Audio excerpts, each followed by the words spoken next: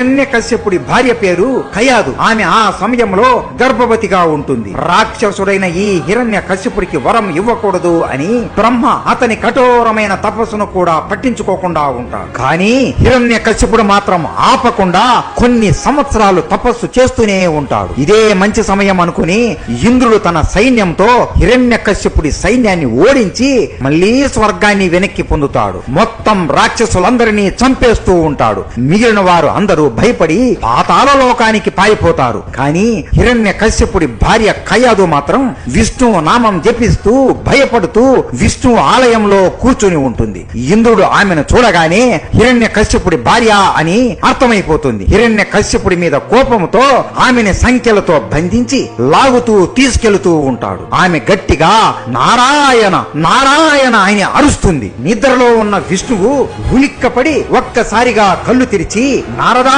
అని పిలుస్తాడు. నీవు వెళ్లి ఆ ఇంద్రుడికి బుద్ధి చెప్పి నా భక్తురాలిని విడిపించు అని ఆజ్ఞాపిస్తాడు. కయాదుని ఇంద్రుడు హతమారుద్దాం అనుకునే సమయానికి నారదుడు అక్కడికి వచ్చి, ఇంద్రా, విష్ణువు కళ్ళు తెరిచాడు. ఆమె మీద చెయ్యి పడితే నీ ప్రాణం గాలిలో కలిసిపోతుంది. ఆమె కడుపులో విష్ణువు పరమ భక్తుడు ఉన్నాడు. ఆమెకు ఏ గాయం అయినా అయితే విష్ణువు కోపాన్ని నువ్వు ఎదుర్కోవలసి ఉంటుంది అని అంటాడు. ఆ మాట వినగానే ఇంద్రుడు భయపడిపోతాడు. విష్ణువు భక్తుడు ఒక రాక్షసుడికి జన్మిస్తాడా అని ఆశ్చర్యపోతాడు. ఆమెను అక్కడే వదిలేసి అక్కడి నుండి ఇంద్రుడు వెళ్లిపోతాడు. నారదుడు కయాదుని తన ఆశ్రమానికి తీసుకుని వెళ్లి, అమ్మా, హిరణ్యకశ్యపుడు వచ్చే వరకు నువ్వు ఇక్కడే సురక్షితంగా ఉండవచ్చు తల్లి. నీకు నీ బిడ్డకు ఏ హాని కూడా రానివ్వను అని మాట ఇస్తాడు. అలా కయాదు నారదుడి ఆశ్రమంలో ఉంటుంది. ప్రతి రోజు నారదుడు విష్ణువు మంత్రాన్ని జపిస్తూ ఉంటాడు. ఆ మంత్రాలు విన్న కయాదు కడుపులో ఉన్న ప్రహ్లాదుడు ప్రతి రోజు వింటూ ఉంటాడు. కడుపులో ఉన్నప్పుడే